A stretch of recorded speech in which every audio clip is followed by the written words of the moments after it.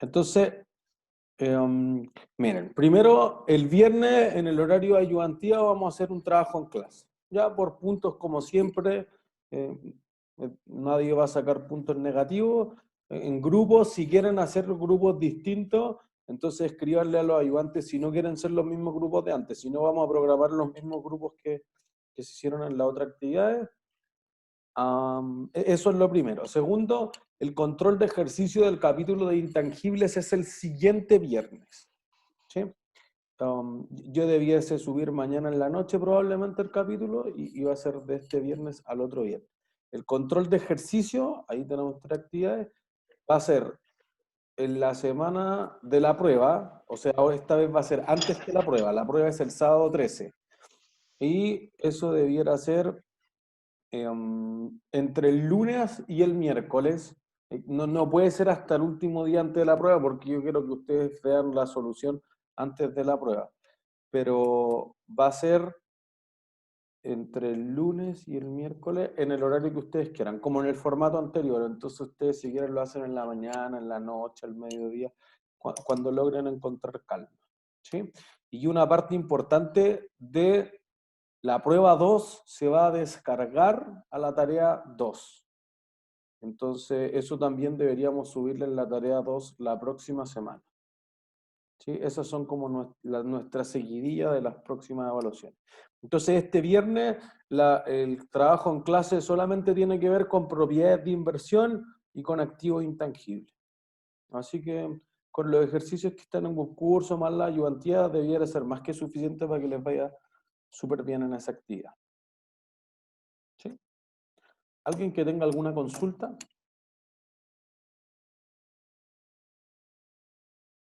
Profe, Montserrat. los puntos de la tarea 1, ¿para cuándo van a estar? ¿No están? No, de hecho acabo de revisar y creo que no. Tarea 1. Y también quería saber si es que había actualizado los puntos premium. Debiesen estar actualizadas. Qué raro, quizás yo no las publiqué, pero yo tengo, o sea, por ejemplo, tú sacaste 72 de 100, lo cual equivale a 8,6 puntos. Qué raro. Mi planilla muestra hasta el control 3 de lectura, el de propiedad de inversión. Quizás no publiqué la última versión de la planilla, pero voy a actualizar los puntos premios cuando terminemos la clase vuelvo a publicar esta planilla. Yo pensé que esta ya la había subido la última versión, pero existe eso. Todo hasta el control 3, que fue lo último que hicimos hace 2 semanas. Ya, gracias. Ya, entonces miren, vamos a pasarnos al tema de hoy día que nos va a abocar las próximas 4 clases, que es propiedades de inversión. Perdón, no es propiedad de inversión, es leasing, que es el otro lado de las propiedades de inversión. Y esto debiera contemplar los próximos 4 bloques más o menos, y así nos deja la semana de la prueba para hacer alguna actividad o eventualmente resolver preguntas del material de estudio, etcétera, etcétera. Después, considerando lo que está planteado en el programa, en la prueba 2 no va a entrar el tema de bonos.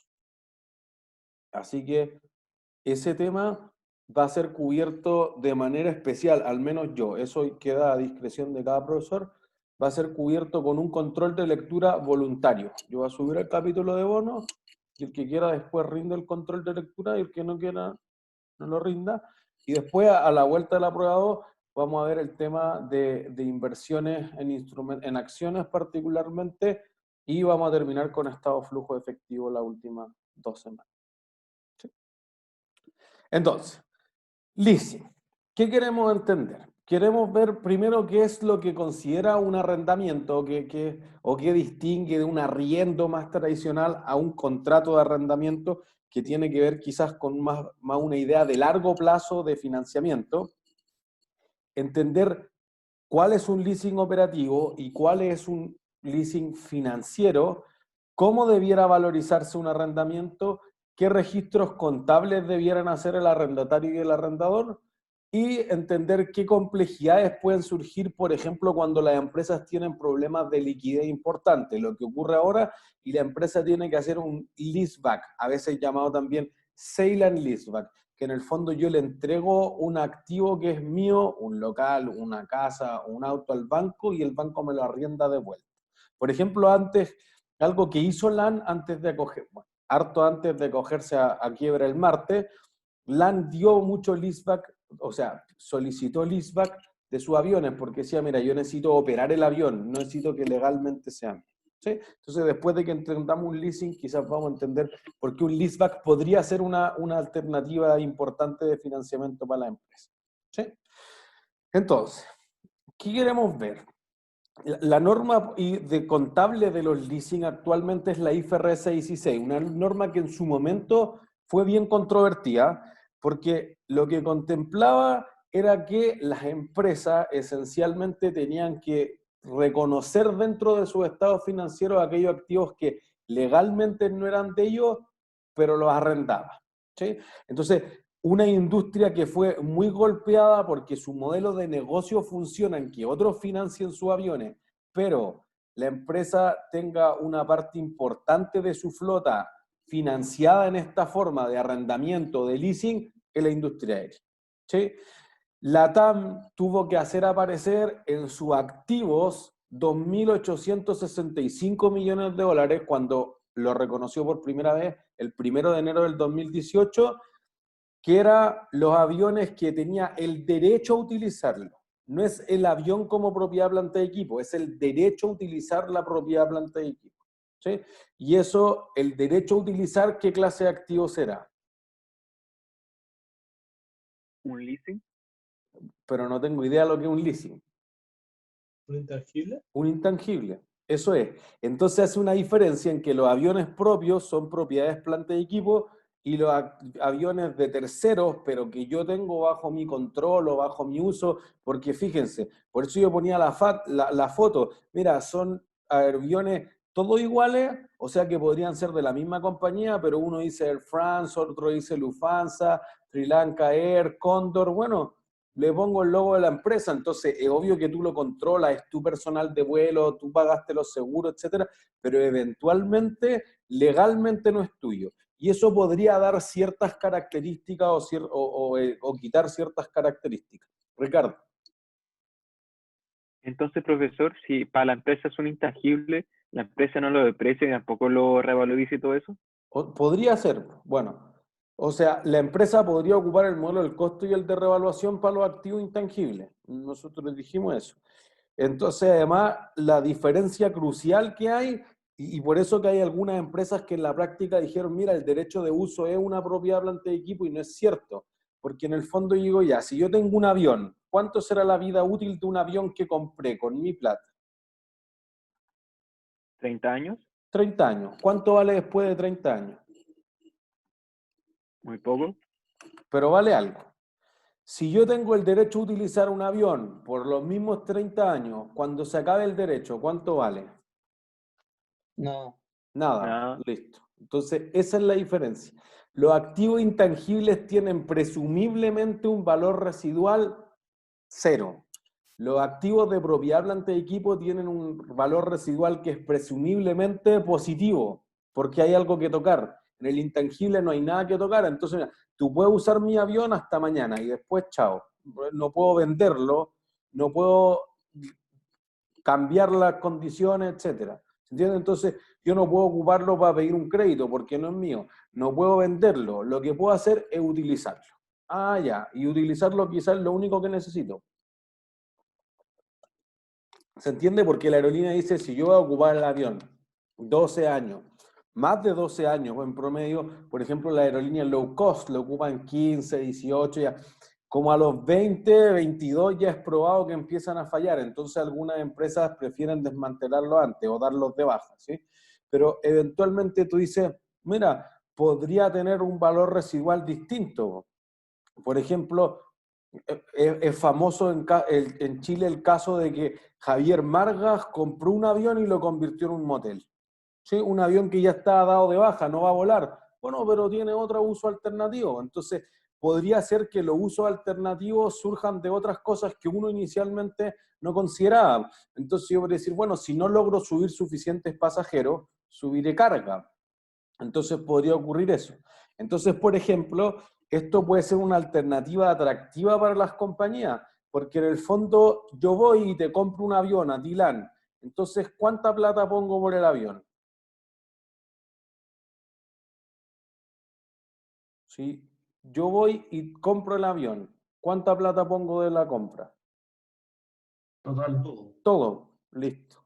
A diferencia de cualquier otra cosa, porque tú puedes decir, no, mira, mi alternativa es ir a pedir un préstamo.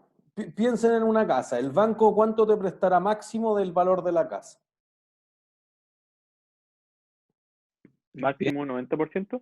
Y con suerte. Solo para las casas nuevas y está bien al límite de la ley y es bien complicado. Lo normal, 80%. Entonces, hay que poner un 20%, es poco, claro, pero la gente que no tiene el pie para comprar un departamento, una casa, no tiene ese 20%. Bueno, pero si alguien te va a un leasing habitacional, dice, mira, aquí está el 100% de la casa. En vez de que tú gastes 200, 300, 400 millones de dólares en un avión, yo te presto el 100% del avión y te lo arriendo. Y si tú quiebras como LAN, entonces yo soy General Electric Capital, voy, agarro mi avión y me lo llevo, y chao. No hay que entrar a discutir si es tuyo, si es mío, porque legalmente está ahí. No tengo que empezar a pelear, porque si yo tengo un avión y quebramos, digo ya, voy a vender el avión. ¿A quién le pago? A los trabajadores, a los acreedores, a la Tesorería General de la República, al banco, a los bonistas. No queda clara la prioridad. Por eso que cuando las empresas quiebran, ojo, LAN está en una reestructuración financiera, pero algo bien cercano a la quiebra, hay una jerarquía, una prelación que dice, a este le pago primero. En el fondo, para simplificarlo, imagínense que es como uno pone los pasivos de la empresa por exigibilidad. Entonces, primero los proveedores, después los trabajadores, o al revés, y así, en esa misma línea se le paga. Ricardo, tú ibas a preguntar. Sí, profesor. Lo que pasa es que si es que el avión, de cierta forma, nos financia una parte del banco, pero después pide como otro préstamo a otra parte para poder pagarlo al 100%, cuando quiebra, ¿quién se lo lleva? Porque no apoyar como un 10% un avión, así. No es como que le saque un aro y se lo lleve. Por ejemplo, eso ocurre en las casas. Tú le pides un hipotecario por el 80% y pides un crédito de consumo por el 20%. Pero ese crédito de consumo no tiene garantía la casa. El colateral, el respaldo del préstamo no es la casa, es nada. Por eso que el crédito de consumo tiene una tasa muchísimo más alta. ¿Entiendes? Cuando nosotros veíamos matemáticas financieras al principio del semestre, mostramos y fuimos a comparar online y dijimos, mira, este préstamo más alto, no necesita pie, etcétera, como que todas esas condiciones. Entonces, pero si no puedo prometer 2 veces, ¿sí?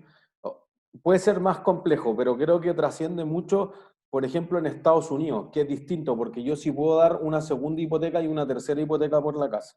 Pero no es como que yo le deba al banco el 300% del valor de la casa, al menos no contra el préstamo original, pues si después bajó el valor de la casa, esa es la razón de la crisis subprime.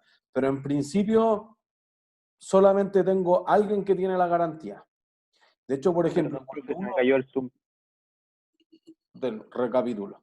Entonces, solo hay una garantía o una hipoteca sobre la casa, no hay más de una hipoteca sobre la casa.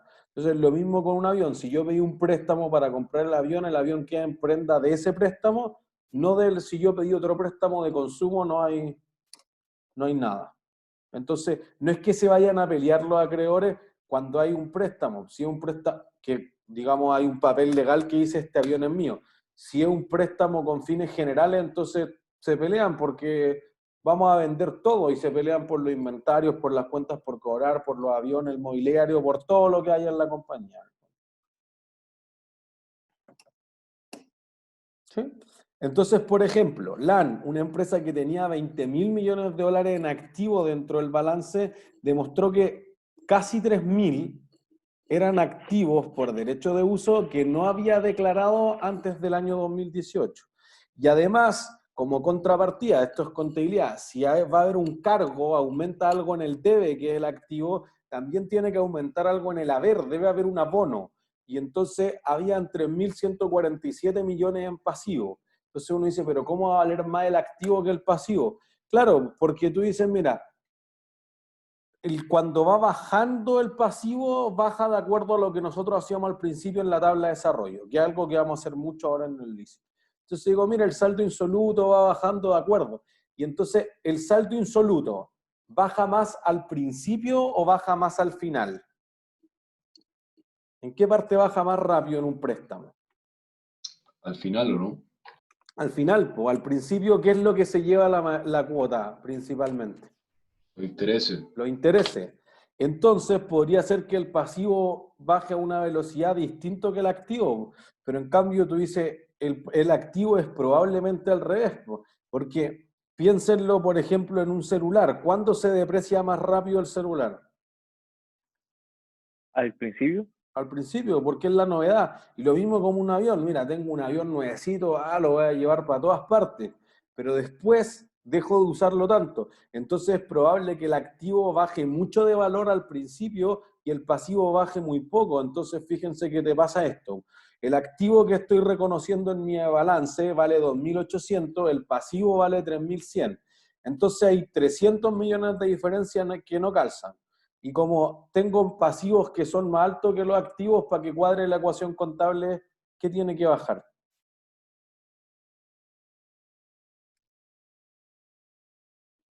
¿Nadie sabe? ¿Está más alto, profe? El activo está más alto, miren, lo voy a rayar. Tengo activos que aumentan en 2.865,3, pero tengo pasivos Profe, ajá, tengo una pregunta como nada que ver. ajá. Si el avión cae, ¿es culpa de la aerolínea o de aquel que el leasing hizo? ¿Cómo es culpa? Si se cae, supongo que no será culpa de nadie, bueno. O sea, me refiero a que quién lo paga. La compañía de seguro. Ah, ya, ok. Nadie te va a arrendar si no hay un seguro de por medio. Bueno, gracias, no se me había olvidado. Pero en todo caso, si no hubiese seguro, pierde el dueño del avión, pues el otro dice...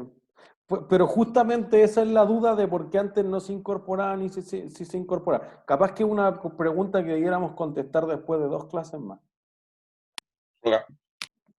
Entonces, si el pasivo subió más que el activo, ¿qué debería pasar? Debería aumentar el patrimonio. Pero me va a quedar más descuadrado todavía esto. o sea, deberían haber cosas raras, lo cual le restaban a los pasivos para que fuese equivalente con los activos. Eh, um, Casi, pero debería bajar el patrimonio, porque en el fondo como yo te entregué un activo que vale menos que la deuda que tengo, entonces perdiste plata. Entonces tú dices que más o menos, le voy a poner más o menos, hay 300 millones que destruyo de patrimonio. ¿Por qué? Porque tú le has generado ciertos flujos de caja con el activo que no han servido para pagar el pasivo. Entonces estoy más endeudado que antes. Entonces imagínense, esto es como la crisis subprime. Tú compraste una casa que valía $200.000 y pediste un préstamo en ese momento en la crisis subprime, hace 12 años ya, el banco te prestaba el 100%, te prestó $200.000, pero el valor de la casa de repente como nadie las quería y nadie podía pagar, bajó, pero yo todavía le debo 200 al banco, pues entonces la gente honesta, los que sí todavía podían pagar y querían seguir pagando, dijo, pero estoy pagando 200 y la casa ahora vale 100. ¿Para qué? Po? Mejor le digo al banco que no le voy a pagar, el banco remata la casa y yo pido un nuevo préstamo y la compro por 100 y no la compro por 200. ¿Se entiende? Entonces, en ese caso, uno dice, mira, lo que pasa aquí es que tú generaste con el activo o el activo vale menos que el pasivo que está contraído en el fondo. Bueno, no, pierdo plata. Alguien había levantado la mano. Sí, profe. Ricardo.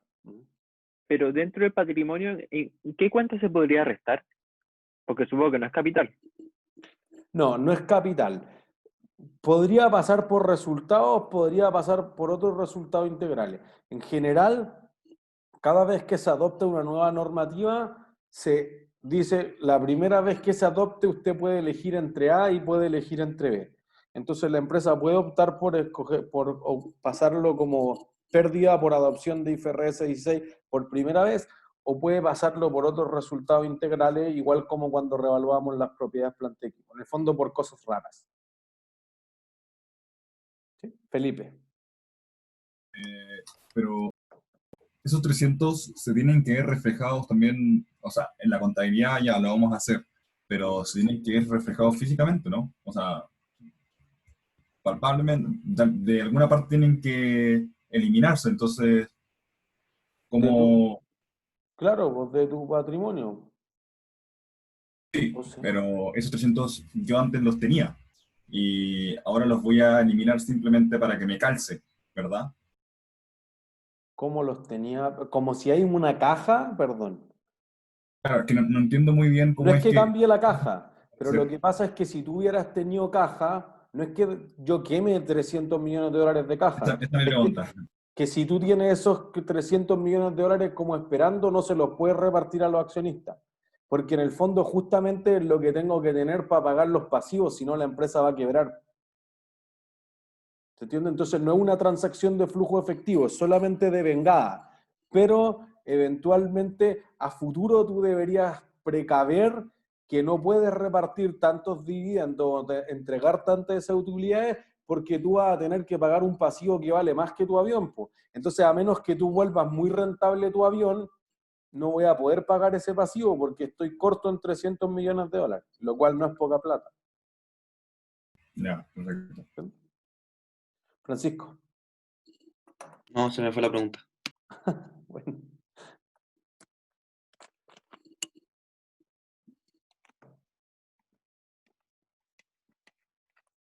Entonces, lo que pasaba antes de esto era algo como esto, miren. Los aviones no estaban dentro del balance. Entonces, uno decía, oye, pero tú vuelas, el consejo hizo esto. El presidente del IASB, del consejo que emite la IFRS, dijo, ya, a ver, agarremos todos los estados financieros del mundo y consolidémoslos todos. ¿Cuántos aviones hay? 10.000 aviones, listo. ¿Cuántos aviones hay operativos en este momento? 20.000 aviones. Cual decía que hay 10.000 aviones que nadie contabiliza. No los contabiliza tú que eres el dueño legal, ni los contabilizo yo, que soy el que lo está utilizando. ¿Por qué no? Porque yo digo que es tuyo, pero tú eres un fondo de inversión que compró un avión para que lo ocupara Avianca o que lo ocupara LATAM Airlines, o no sé, cualquier empresa, Qatar Airways, Emirates, lo que sea. No, pues yo tengo una cuenta por cobrar, si yo te cobro a ti por arrendarlo, entonces te lo arrendé por 10 años, yo espero que tú me pagues nomás. Yo no tengo aviones, tengo un activo financiero que es la cuenta por cobrar. No, yo no te debo nada si yo lo arriendo, si no te lo devuelvo nomás. Pues tú tienes un avión. Entonces, como todos se echaron la culpa, eran invisibles. Nadie tenía el activo en el balance. Y como nadie lo tenía, entonces nadie lo depreciaba. Pero el avión físicamente perdía valor. Nadie generaba una parte importante de los intereses. Decía, no, yo no te debo nada, si te devuelvo el avión no, quedamos igual. No, porque me devolví el avión hecho pebre, no recupero la inversión. Ah, es que, bueno, entonces por eso que quedaba muy al juicio, y el juicio profesional era malo. Entonces, esto se generaba mucho que había un financiamiento que está fuera de balance, lo que en inglés normalmente se llama financing off balance sheet. O sea, fuera del balance yo tenía así como 2.000, 3.000 millones en pasivos. Entonces, obviamente, si yo le saco los pasivos, la empresa parece que estuviera proporcionalmente menos endeudada. Entonces, si tiene menos deuda, la empresa se ve más segura, más sólida, y le prestaban a tasas de intereses que eran mucho más bajos. Pero eventualmente, cuando adoptaron la IFRS 16, la imagen fue más real. Oye, debo plata. Entonces, por ejemplo, Entel, que tuvo uno de los impactos importantes el año pasado, la norma era obligatoriamente solamente desde 2019. Aunque fue emitida en 2016, muchas de las empresas esperaron hasta el último segundo a la chilena para incorporarla. Entonces, algunas de las que presentaron preliminarmente 2019 ya veían gran impacto, y cuando entregaron el estado financiero completo del año pasado, auditado y todo, LAN era una de las que tenía gran impacto, Entel, que decía, yo te arriendo todas las torres de celular, ¿sí? A la compañía de teléfonos de Chile, en el fondo a CTC, que es un negocio en Movistar, y Telefónica, hace rato que había cambiado, pero una parte importante eran contratos de arriendos con las otras, con WOM, con Entel, con Claro, de arrendarle la infraestructura en la que tú ya habías invertido. También la empresa, y ahora podemos verlo en el mall, tú dices, mira, yo puedo encontrar un Ripley que esté solo, Es raro, pero quizás lo encuentro. Un Falabella que esté solo, un París ya es más normal. Por último, en Providencia hay un par. Pero tú, un Tricot que esté solo, no estamos seguros. Y Tricot tuvo que reconocer que ellos habían tomado contratos de 2, 3, 5, 10 años de arriendo y eso era un activo que vamos a llamar el derecho a utilizar la tienda o el avión o cualquier otro activo en el fondo tangible, pero el derecho a utilizarlo es un intangible. Felipe. Que el avión no se puede considerar como una propiedad de inversión. No, porque lo puedo mover, se deprecia. Sí, pero esa es la única, o sea, es como la única norma que infringe, ¿no? Que se deprecia. No, por tampoco que no te importa el valor razonable. O sea, mira, te diría que no cumple con ninguna característica, porque el avión no te genera flujos de caja independientes. Necesita echarle petróleo, necesita personal, necesita que venga gente. En cambio, el arriendo podría no necesitar gente. Pero para mí como empresa que hace el leasing, en el fondo, para cuando yo la entrego a un tercero, no produciría flujo, o sea, yo no me encargo de hacer todas esas cosas, ¿no? De echarle petróleo, de llenarla de personal, por lo tanto, generaría flujos de caja independiente, ¿o no? ¿Pero a ti te importa cómo esté el avión? No. Entonces no es un avión. ¿Entiendes? No es una propiedad de inversión, porque la propiedad de inversión tiene que ser tangible. Primero tiene que ser inmueble, ya podría ser que es una de las que no cumple. Segundo, tú le vas a cobrar pagos que están diferidos en el tiempo, entonces tú los vas a reconocer en valor presente. Y la diferencia va a generar intereses, entonces tiene más las características de un activo financiero, una cuenta por cobrar esencialmente. O sea, porque miren, en la universidad construyó el edificio A con un leasing de MetLife, o el edificio de Viña lo construyó, que es como nuestra sede más nueva, con un leasing del Santander. Pero nadie nunca ha visto a alguien del Santander que anda viendo si rompimos el vidrio, si los baños funcionan, nada. MetLife dio el leasing en el 2002, 20 años y chao, y cuando llega el 2022 sacaba el contrato. El Cine Hoyts de la Reina, que lo renovaron justamente hace como un año y medio, entonces eso era un leasing por, si no me equivoco, 20 años de MetLife. Y entonces fue igual hasta que pasaron los 20 años, ejerció la opción de compra, que después vamos a dar esas características del leasing, y entonces ahora Cinehoids, bueno, que ahora le pusieron Cinépolis, le dijo, ya, pues ahora lo hago distinto, entonces ahora ya no se entra por el centro, sino que va a entrar por los lados, lo hice como mucho más tecnológico, renové. Mientras no fuera tuyo el activo, como que quizás no te convenía renovarlo, porque en el fondo te voy a decir, ¿sabes que no te lo vendo? O no te renuevo el contrato de arriendo, entonces ¿para qué voy a invertir tanto en un activo que se lo voy a pasar a Cinemark? ¿Se entiende? Entonces, podría ocurrir que a ti, muchos de los leasing uno no sabe que son activos de otra persona y son irrelevantes de quién sea. Entonces tú dices, a mí me da lo mismo, si nadie puede entrar al Cinehoid de la Reina será problema del Cinehoid, no es problema de MetLife. ¿Se entiende? Entonces ahí podría ocurrir perfectamente que, por eso que uno podría decir ya, lo que hablábamos mucho en la charla hoy día, oye, si un pequeño arrendatario, chuta, hay que ponerse en el otro lado que está muy complicado, pero podría pasar en una situación normal que la empresa quiera seguir pagando el arriendo sin abrir. Por ejemplo, a mí me tocó asesorar un fondo importante de inversión que habían invertido, pero les faltó plata para terminar de construir, pero así como una cantidad mugrosa, o sea, invertían algo así como 200.000 UF, que habrá sido como unos 5.000 millones de pesos y invertían más o menos como en 8, 10 strip centers. No supermall, pero strip center tienen 10, 15, 20 tiendas. Pero 2 de los 10 estaban operativos. Lo otro, por ejemplo, a uno le faltaba la entrada para el estacionamiento. Una inversión mugrosa. Si ya invertiste 500 millones de pesos, ¿qué te cuesta invertir 2 millones de pesos más? 5 millones de pesos más. Ya. Otro le faltaba la recepción de obras municipales. Otro, ¿por qué no voy a sacar ese permiso? Y así sucesivamente. Entonces, por ejemplo, lo que le pasó, dijo ya, es que no sé, nadie lo va a utilizar acá. ¿Por qué? No, es que es malo, en verdad no se desarrolló hacia acá, había un proyecto inmobiliario de casas que se cayó, entonces ya no da el flujo acá y no hay más plata nomás. Una parte del fondo es que los socios, como no lo habían visto retorno en 2, en 3, en 4 años, se aburrieron de meter plata tanto a un fondo que no tenía fondo.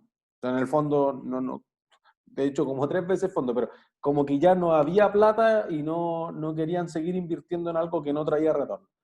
Entonces dijeron, ya, tengo una obra gruesa de unos locales que no quiero meterle más plata. Entonces ya no va a ser invento, una ferretería. ¿En qué podría transformar un local? Sin meterle ni un peso más. ¿O a quién se lo arriendo si ya no va a ser una ferretería? No va a ser una ferretería por la razón, no había gente, pero también porque cuando tú construyes un strip center te aseguras que vaya a haber gente porque pones una tienda ancla. Lo discutimos mucho en propiedades de inversión. Entonces, ¿tu ancla normalmente quién es? Supermercado. Supermercado. Sí. Entonces tú te asociaste, este fondo se había asociado con el Unimark. Dijo, yo me asocio con el Unimark, pero el Unimark empezó con problemas financieros y dijo, no, en vez de abrir más supermercados, voy a cerrar supermercados, 2014, 2015. Entonces, yo dijeron, ya, pues si no hay supermercado, no hay tienda de sushi, no hay mascotas, no hay librería, no hay peluquería, nada, pues si nadie va a venir por eso, ¿no? Entonces dijeron, ya tengo la mega construcción. ¿Qué hago? ¿A quién se lo arriendo? ¿Oficinas? ¿A quién? ¿A alguien que la ocupe de oficinas? Podría ser de oficina, es cierto, pero De bodega. pues bodega es una alternativa y bodega es un segmento bien rentable. Creo que lo dije cuando vimos propiedad de inversión, pero también me tocó asesorar a un cliente que tiene 100.000 millones de pesos en bodega en Quilicura. Pone al frente una oficina de clase A, el mejor estándar posible, lo mismo que en Nueva Las Condes, así como en Isidora Goyenechea, el Golf, etc. Mismo estándar, y para atrás, ahí pone como la oficina y el showroom, donde te muestra los productos. Y hacia atrás tiene todo bodega, en 1 metro cuadrado barato, en Quilicura, ¿sí? En Pudahuel, etcétera. No en el Golf, porque ahí voy a quedar en la ruina al tiro, nunca va a traer retorno. Y eso es muy rentable, puede ser. Pero si no, en el caso de este fondo, lo que le tocó hacer fue arrendárselo a una iglesia. Comparado con lo que el fondo esperaba que se arrendara el metro cuadrado, ¿cuánto creen que paga porcentualmente una iglesia de arriendo? ¿Poco? Nada. ¿Cuánto? Pues del 100%, ¿cuánto pagará proporcionalmente la iglesia? ¿Un 25? Menos, 15. 5%. por ahí va, 10%. Entonces ellos pensaban arrendar en 1 UF el metro cuadrado mensualmente y a la iglesia se la arrendaban a 0,1 UF el metro cuadrado mensualmente. Y que te faltaron flujos, bueno, es que los socios se enojaron, aquí no eran ni siquiera amigos, era un banco que había juntado como a 20 personas, que tenían así como todos los ahorros de la vida, tampoco uno piensa en mega millonarios, no alguien que y lo habían indemnizado bien, se había ganado bono, tenía 50 millones, otro tenía 80 millones, no era que tuvieran millones y millones de dólares. Sí, pero no tengo más, era ingeniero alguno, otro era médico, abogado, pero tiene un sueldo así, no sé, 2, 3 millones de pesos, no tienen 20 millones de pesos de sueldo al mes. Entonces, no había más plata y hasta ahí llegó. La alternativa era arrendarlo. En otros casos, es que el fondo hizo varias cosas mal, por eso en verdad yo asesoraba a los abogados que demandaban al fondo. Pero el fondo, por ejemplo, puso unos locales comerciales en un suelo que era para industrial. Entonces, no se puede construir ahí. No puede entrar gente. ¿Por qué no? No es que no puedes construir más baños, pues porque en una fábrica tú pones 2 baños, en un mall tienen que poner 20 baños y aquí no se pueden construir más baños. Como no se pueden construir más baños, nunca te van a dejar abrir. Pero no es que ya hice la obra gruesa y todo, no se puede nomás. Chao. A menos que la comuna cambie el plan, no hay nada. Y hasta ahí llegó el proyecto. Y en otros casos el Unimark le dijo, mira, yo no voy a abrir, pero te voy a seguir pagando el arriendo, porque no quiero desconocer el contrato de arriendo. Entonces, con el supermercado cerrado, igual te pago el arriendo. Y entonces SMU, el Unimark, le siguió pagando el contrato de arriendo, pero como no abrió el supermercado, a las otras tiendas no le conviene. Entonces, pierde algo de valor, pero igual recibe un flujo en el fondo.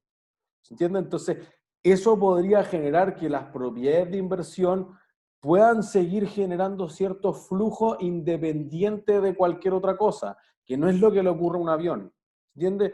Ni siquiera entra gente, no le puse inventario, nada. Me da lo mismo, usted tiene un contrato de arriendo, págame.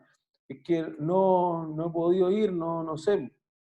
O sea, eso pasa. O sea, varios estudiantes de la universidad que tengo un contrato de arriendo, pero me devolví a región, no sé, pues me debes plata, y algunos arrendadores que son mala clase te van a demandar, que mira, te fuiste y no me pagaste el contrato del año. Bueno, si no hay cómo pagar nomás, pues si la gente no puede pagar. Eso pasa. Entonces, lo que nosotros veíamos en propiedad e inversión, en el fondo es el que el arrendador, vamos a decir, el dueño legal del activo. Ahora estamos viendo el otro lado de la moneda, el arrendatario, el que tiene el contrato de arriendo, que es el leasing en el fondo. ¿Sí? Entonces, un contrato de leasing esencialmente es lo que estamos tratando de sugerir. Transfiere una parte importante de los derechos que te da tener un activo. ¿Sí? Entonces uno podría decir, mira, yo podría venderlo, podría utilizarlo para garantizar un préstamo, yo podría usarlo, lo que los abogados llaman el derecho literal. Hay un valor en uso y hay un valor residual, lo que nosotros llamamos valor residual, ellos lo que llaman la nuda propiedad. Entonces tú tienes el derecho de uso más la nuda propiedad y eso te da la plena propiedad, llamarlo. ¿Entiendes? Entonces, lo que te da el contrato de leasing es el derecho a utilizar el activo, ¿sí? Y eventualmente a modificar el activo, ¿sí? Entonces, las propiedades planta y equipo, las propiedades de inversión, normalmente tú lo cedes en arriendo. Podría ocurrir de otro activo, o sea, al tiro la pregunta, ¿se puede arrendar un intangible? Claro que sí. La licencia para ocupar Office, para ocupar Windows, no es nada más que arrendarte Windows. ¿Entiendes? Entonces una licencia actúa perfectamente de esta forma. Entonces el derecho de uso es mucho más parecido a un activo intangible que a un activo tangible. Ricardo. Entonces, profesor, es como lo que hace Spotify cuando te arrienda el derecho a escuchar la canción, porque yo me acuerdo que antiguamente uno cuando, no sé, cuando tenía como un iPhone y uno iba a la tienda de música, uno compraba físicamente la canción, y al comprar físicamente la canción te permitían editarla o hacer lo que uno deseara en el computador con la canción. Pero hoy en día con Spotify no te dan esa opción. Tal cual. Porque en el fondo Spotify te está haciendo el leasing de la canción, entonces puedo escucharla, pero no puedo cortarla a la mitad. No puedo ponerla de ringtone. ¿Se entiende? Entonces, si uno dice, ay, que nunca hice eso. Ya, por eso que puede ser que eso valga una parte muy mínima. En algunos casos, el valor de usarlo es el 100% del valor del activo. Entonces, si tú compras una casa, vale 100 millones. Si tú calculas el valor presente de todos los arriendos que voy a utilizarlo en un contrato a 30 años, es 100 millones también. ¿Entiendes? Entonces podría ser muy, muy similar. No lo mismo, pero muy, muy similar. Entonces, en el fondo, porque volvamos a los aviones, que parece más obvio. Si tú vas y pides un préstamo para comprar el avión, para tener el avión, ¿qué es lo siguiente que debo hacer? ¿Pagar el valor completo? Ya, o sea, tengo que ir a comprar el avión. Alguien me dio la plata, pero el banco no me trae el avión, me trae 300 millones de dólares. Ah, si yo voy a un lessor, una compañía de leasing, voy y le digo, quiero ese avión. Y me llega con el avión. Entonces, es muy utilizado el leasing porque en el fondo es óptimo. Porque yo te traigo el capital y te traigo además el activo. No te traigo el capital por una parte y tú andas a comprar el activo. Ah, y además podéis pintarlo y ponerle la tabla en sí, lo que quieran, te lo incluyo en el contrato de arriendo. Ah, córrele los asientos, agrégale esto, una parte para acá, te hago todo eso y después te subo el canon o la cuota de arriendo. ¿Se entiende?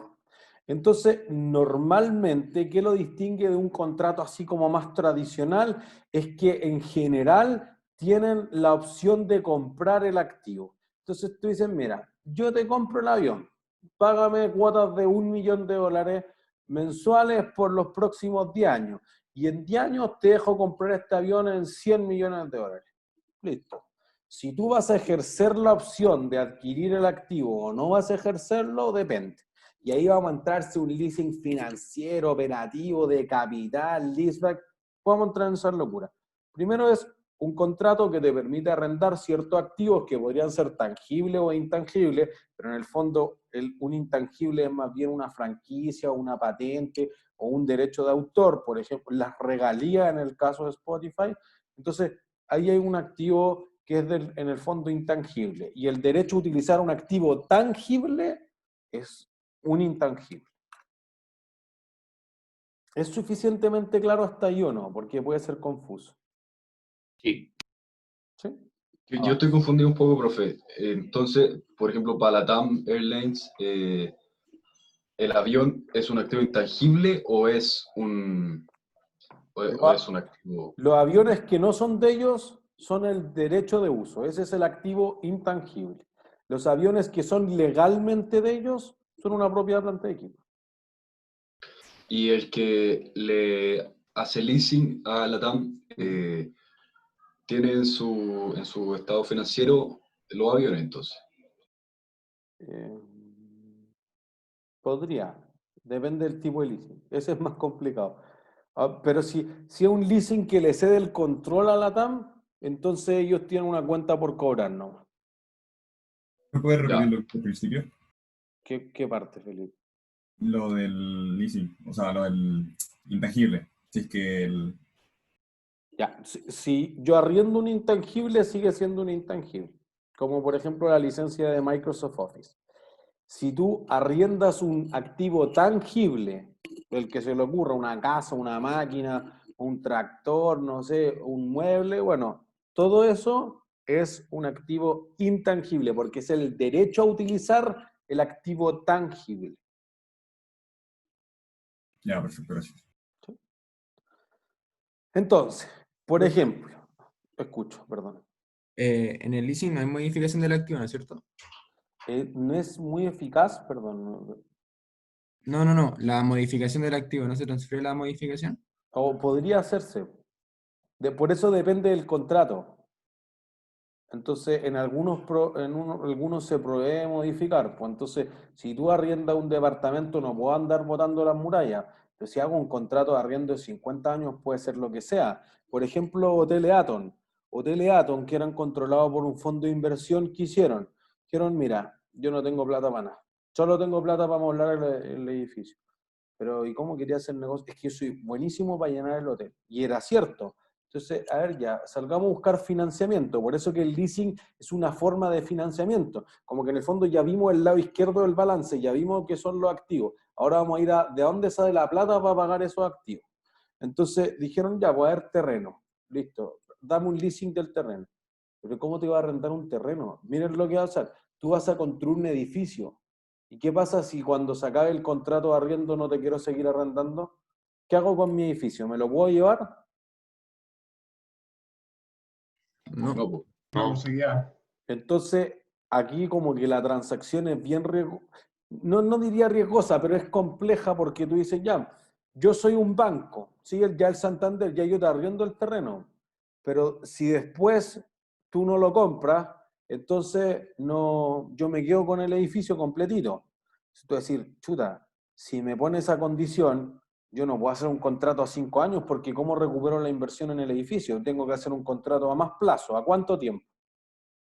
30 años. 30 años y más, 80 años llegó a ser, por el terreno. Entonces dijo, un contrato muy largo, fíjense que puede trascender una generación completa.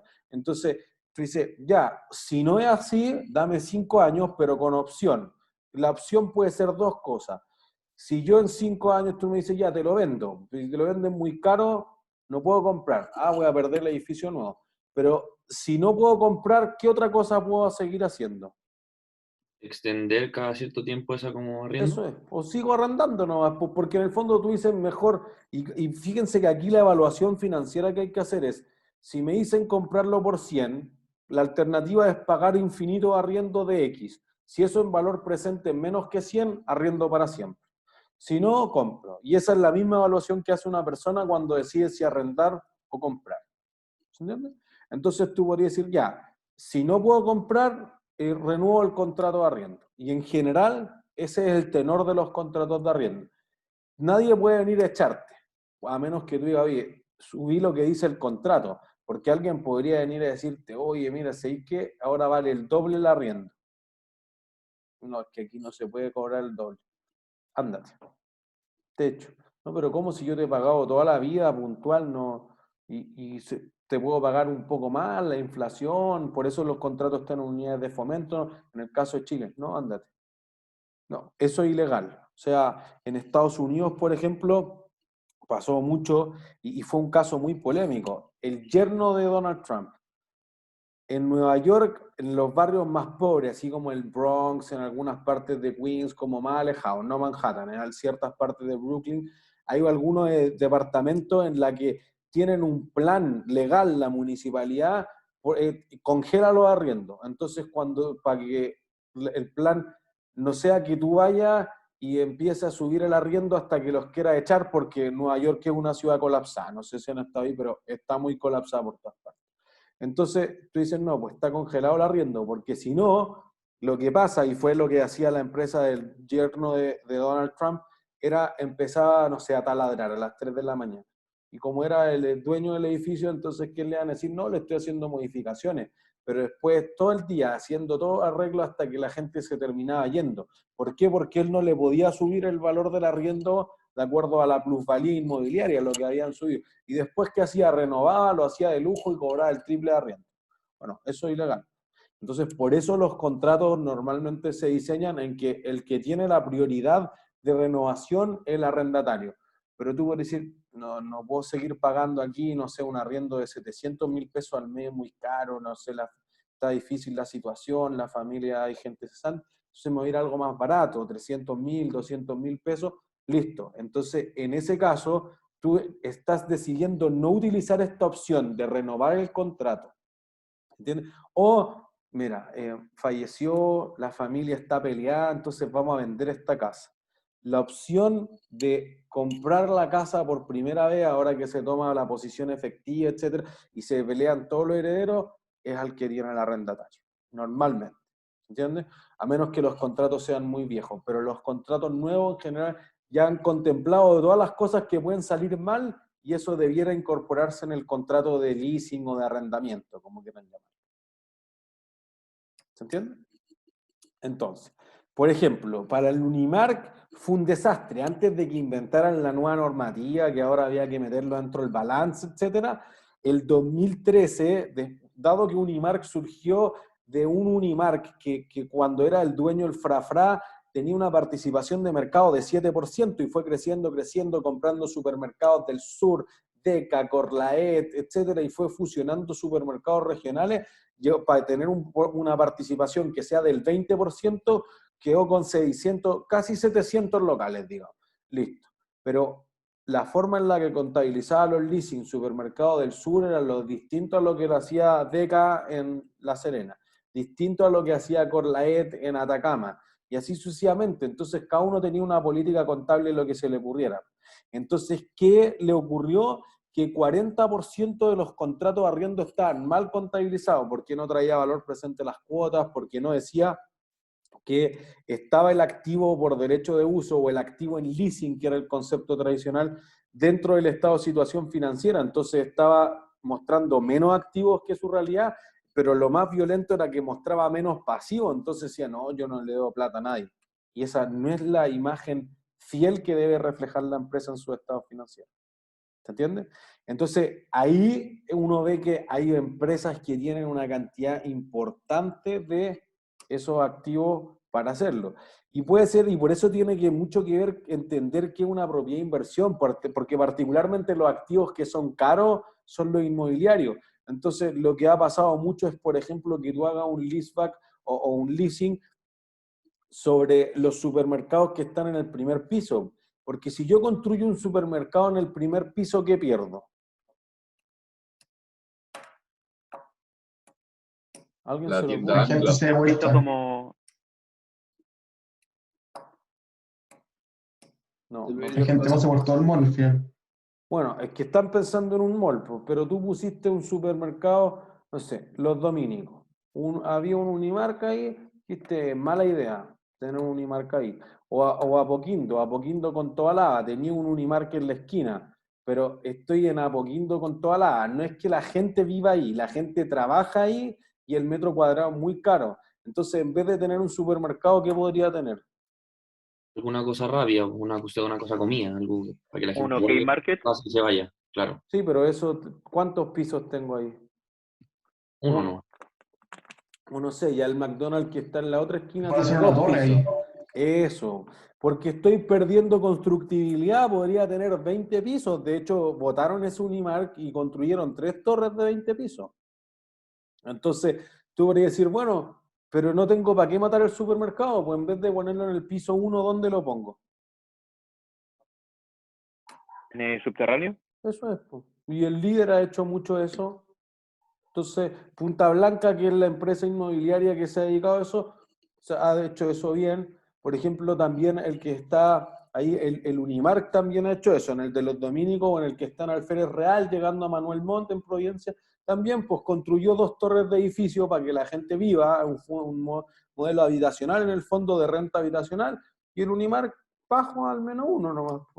Y sigue siendo lo mismo, en el fondo pueden coexistir los dos tipos de negocio en el fondo, ¿se entiende? Entonces cuando se te agotan los terrenos, la gente empieza a innovar hasta que se te ocurre que pueden convivir las dos cosas, porque lo que no puedo hacer es construir arriba del supermercado, porque el supermercado es una cosa piñufla en el fondo, es un galponcito nomás, porque no tiene sentido hacer una cosa muy sólida, si es el supermercado es una super bodega nomás. Aquí voy a colocar así una cosa súper dura, chao, es un galpón, es una bodega por la que tú te paseas.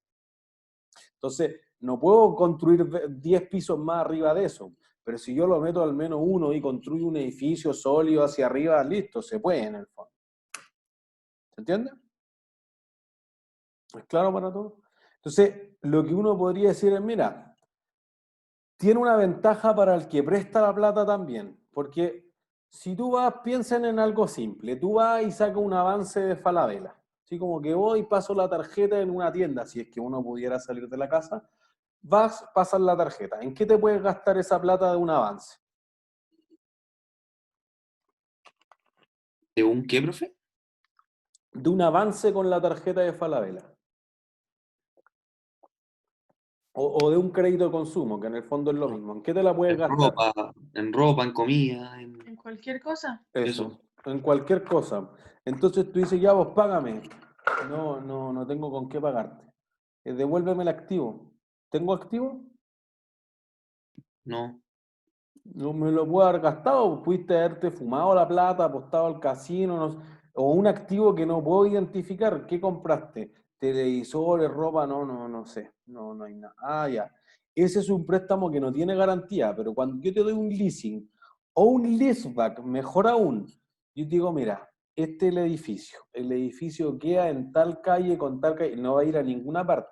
O este es el tractor, esto pasa mucho en agricultura. Aquí está el tractor, yo lo necesito utilizar, entonces te lo entrego a ti, banco, y tú me lo arriendas de vuelta. Lease back. ¿Se entiende? ¿Funciona como un aval, profe? Eso. Entonces, en vez de que yo te diga, ya, te presto plata y tú andas a comprarte el tractor que quieras, uy, ¿qué pasa si se compró uno malo? Se compró el tractor más charcha porque es amarrete. No sé si le hace los mantenimientos adecuados, entonces en verdad me deja de pagar en 3 años más y voy a buscar el tractor y el tractor no le echó nunca aceite, no lo mantuvo, entonces ahora el activo como garantía del préstamo está en pésimas condiciones. Ah, no, mira, yo te voy a dar de este tipo de maquinaria industrial. Ah, ya. Puede ser. Entonces, esto es un leasing. Y fíjense, si tú eres una empresa que fabrica tractores, vamos a hacer nosotros un ejercicio con eso. Pero si tú eres una empresa que fabrica tractores o que fabrica grúas para la construcción, camiones gigantes para la minería, etcétera, que hace máquinas muy específicas, entonces a ti te conviene darle el financiamiento al cliente. Porque si te digo, mira, ya aquí este camión cuesta $2 millones, o una grúa, o un tractor muy específico cuenta 50 millones de pesos, un pequeño agricultor no tiene como para desembolsar tanta caja. Entonces, tú dices, mira, además, ¿quién sabrá más del tractor? ¿El fabricante del tractor o el banco? El fabricante. El fabricante, pues entonces el fabricante pueda hacer algo más tailor-made, un financiamiento que sea hecho a la medida del activo que estoy financiando. ¿Se entiende? Entonces tú le dices, mira, ya, pues aquí yo te doy financiamiento por 5 años. Y en 5 años muere el tractor. ¿Y qué voy a hacer? Depreciarlo, hacer otro. No, ya, lo de precio seguro, si trascendamos de la contabilidad, pero tú eres un agricultor y se te echó a perder el tractor, ya no prende nunca más, ¿qué hago? Vender No, necesito lo otro. residual. Otro, po. Y entonces voy a salir a buscar plata, ¿y a quién le voy a pedir? El banco. Al banco. No, Ah, al leasing. a la empresa que fabricó, pues entonces tú eres John Deere que hace tractores, entonces John Deere me financió un tractor hace 5 años, yo le pagué, excelente relación comercial, murió ese tractor, voy, se lo entrego, me lo toma en parte de pago y listo, y la diferencia me lo financia. Aparte el banco me financia 80%, 90% con suerte, John Deere me financia el 100%. Ya, Entonces, profe, ¿ah? pero ¿cómo doy yo esa seguridad de que le voy a pagar al leasing esa No, plata? aquí no hay nada seguro. En la vida no hay nada seguro. No, no, sí, hoy, pero Cruzo los tengo dedos, que po. decir algo como ese tipo que agricultor que ocupa el tractor Ajá. tiene el campo que le puede dar como parte de pago en caso de que no funcionase su negocio. Sí, claro. O sea, si Eso es lo falta que... plata es probable que tú lo puedas demandar, etcétera. Pero la gracia de un leasing es no, porque ya, pero ¿con quién empiezo a pelear? No es que le doy plata al Scotiabank, al BCI, al Santander, al Estado. Ah, no. Agarro mi tractor y me voy. Chao. Y yo que sé que por contrato tú le hiciste los mantenimientos conmigo, porque yo soy el concesionario de John Deere. Ah, entonces los mantenimientos están al día. Y le revisaste el kilometraje, etcétera. Entonces la máquina está impecable. No es como que el tractor está todo oxidado, ya no sirve para nada, compraste repuesto alternativo, entonces perdió valor. Tú sabes cuánto vale el activo, pero el banco nunca va a ir a fijarse cómo está el tractor, pues entonces cruza los dedos porque esté bien. Como tú le entregaste un servicio que es además de mantenimiento, etcétera, hay otras cosas entre medio. ¿Se entiende? Entonces para ti es mucho más fácil saber cuánto vale el tractor, porque en el fondo piensen, ¿cuánto vale una grúa para la construcción? $1.000.000. O 10, pues no tenemos idea porque nosotros no nos dedicamos a eso, pero el fabricante sabe. Entonces, y sabe que si tú te lo quitas, sabe a quién ir a vendérselo al tiro. Al banco yo le entrego un tractor y va a ser el loco tratando de buscar a alguien. Entonces hay menos costo de transacción en el sentido de que te lo quito hoy día y se lo vendo mañana al tiro a otro agricultor, porque yo le presto, no sé, como el banco holandés, ABN AMRO, ya bueno, el banco holandés más importante se dedica solamente a dar créditos de agricultura. Entonces, los conoce a todos. Entonces, él quita un tractor y lo coloca 5 minutos después, porque en sus clientes hay 10 millones de agricultores. ¿Se entiende? Entonces, es mucho más fácil transferir el activo cuando el negocio salga mal. ¿Sí? Claro, profe, sí, cacho, pero ¿dónde está entonces lo que gana el leasing? Intereses, pues. Igual que Ya, cualquier préstamo. pero por eso, si el interés no, o sea, el tipo al final no logra generar más con el préstamo de ese tractor, ¿Ya? o sea, el otro, yo soy el que hace el leasing, se lo doy a un tipo, y ese tipo no logra crear mayor porcentaje de ventas, Quebró, pues, como todo no me puede negocio, pagar. nomás. Y la cuenta que me debía se vuelve en una parte incobrable, Ah, yo perdí nomás. estimación de deudor incobrable. Claro, por Entonces, eso que el leaseback es mucho más fácil de verlo como una venta a crédito. Mira, te vendí el tractor, pero págamelo en 5 años. Allá pues hay una cuenta por cobrar, no es nada distinto a contabilidad 1 en el fondo. ujú. ¿Sí? Entonces el Andrés. leasing igual pierde mucho. Ah, perdón. Pero no termina, Francisco, termina. Tiene mucho riesgo entonces el leasing, en verdad. Es Pero bastante riesgo. menos que un préstamo sin garantía, porque Sí. conozco la garantía, tengo una relación comercial, más que financiera, con la persona que, digamos, el arrendatario, en el fondo. Claro, conozco lo que arriendo, lo que doy. Eso es, Y conozco el mercado, ya. tal cual. Sí, Andrés. Profe, ¿y un contrato de subcontratación o outsourcing es considerado leasing o no? No, ese es un contrato de servicio, porque en ese caso no te estoy financiando, te estoy entregando a las personas, pero si tú no me pagas, corto el servicio y chao, no tenemos más relación que eso. Entonces, no hay un pasivo que tú tengas en el fondo, a menos que se haya prestado el servicio y tú todavía no pagues, que ahí es donde se devengaría el pasivo. Ya, perfecto, gracias, profe. ¿Sí? O sea, y eso puede ir en la línea de la parte complicada y lo vamos a ver como en los casos, así como la cuarta clase, los casos más locos. Claro, te podría pasar eso, porque tú dices, ya, pues, yo te doy el auto, pero también te hago el mantenimiento y te hago el lavado del auto y te pago el seguro. Ah, es que en el mismo contrato están asociados ciertos servicios y además del financiamiento. El leasing se refiere solamente a la parte en la que te estoy arrendando la plata para comprar el activo, no el activo. Por eso que el concepto en inglés, el leasing de capital, parece ser mejor, porque en el fondo a mí me da lo mismo que hiciste con el tractor, mientras tú me pagues, no sé si lo incendiaste, no me da lo mismo, y si tu cultivo le va bien o le va mal, me da lo mismo. Págame la cuenta por cobrar que tiene, y si te paga, nadie te va a ir a molestar, nadie te va a preguntar si pintaste el activo, si lo cambiaste, si lo usas, si no lo usas. Ah, pues entonces mientras la universidad le pague a MetLife el arriendo del edificio A, chao. MetLife nunca va a nada. Si las clases salen bien, si salen mal, no, a nadie le importa eso. ¿Entiendes? Entonces puede ser mucho más simple para ambas partes, por eso que es como una simbiosis. Ambas partes podrían ganar, tanto el arrendador, que es el que compró o el dueño legal del activo, como el arrendatario, el que lo usa y el que le paga las cuotas a la contraparte. Que insisto, la suma lineal de las cuotas es más, porque en valor presente vale lo mismo que el activo ahora ya, que el fair value. Pero entonces es porque va a ganar intereses, pues todo financiamiento implica intereses entre medio. ¿Sí? Nicolás. Sí, profe, ¿que podría repetir la explicación de la diferencia entre el leasing y el leaseback? Que creo que me confundí. El leaseback en el fondo es que tú eras el dueño del activo, pero te falta plata, por ejemplo, entonces tú se lo vendes al banco o a una compañía de leasing y esa compañía te lo arrienda de vuelta.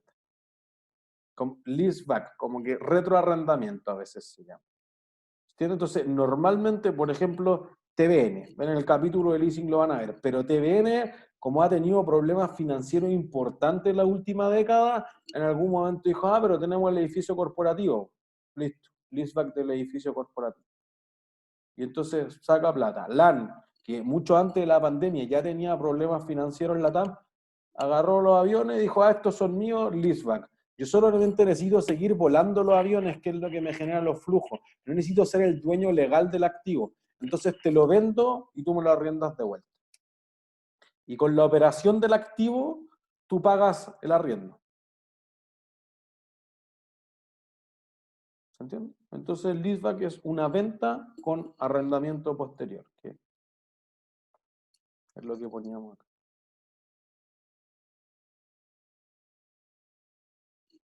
¿Sí? Creo que alguien tenía otra consulta. Sí, yo, profe, pero la saqué por el tema del tiempo. Cuéntame. En resumen, para hacerla como corto la pregunta, era, ¿qué pasa si es que yo, por ejemplo, el mismo tema del tractor, tengo el tractor con un contrato de cierto tiempo, sin embargo, yo quiero cambiar el tractor porque salió uno nuevo que me hace el trabajo más eficiente? Como ya está el contrato, ¿qué hago con el tractor? Porque no es mío. No puedo como llegar y tirarlo. De cierta Una forma, cláusula del contrato, por eso la próxima clase nos vamos a dedicar a leer las cláusulas. Podría decir que unilateralmente, o sea, una de las partes va y lo devuelve y listo. Entonces normalmente dice, mira, el contrato se puede rescindir o cancelar sin que tú me avises. O con un mes de aviso, normalmente eso es como lo que se pone en un contrato de arriendo de una casa o de un departamento.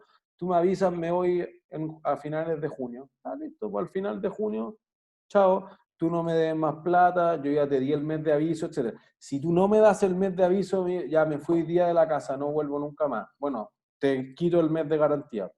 Por eso que en general un contrato de arriendo paga una cuota que es anticipada, porque se paga la primera firma la cuota del contrato, que es un mes, algunas veces 2 meses de garantía. Y por eso que la cuota es como pagada al contado en el fondo anticipada. ¿Sí? ¿Todos claros? ¿Más o menos? ¿Dudas? ¿No? Ha sido todo por hoy entonces. Que estén súper bien. Nos vemos el viernes. Chao, profe, gracias. Profe, gracias. Profe, gracias. Profe, Ajá. digamos una actividad quizás con lo que vimos hoy día. No, con lo de hoy día no, con propiedades de inversión y con intangibles. No, pero con la presentación de hoy día. Ah, sí, es que estoy esperando que el profesor Pizarro la redacte y ahí después se lo Ah, subo. ya, perfecto. Pero ¿usted nos va a avisar? Sí, pues obvio, se la Ahí subo. nos enviamos. Ok, gracias. Chau, chau. Chau, chau.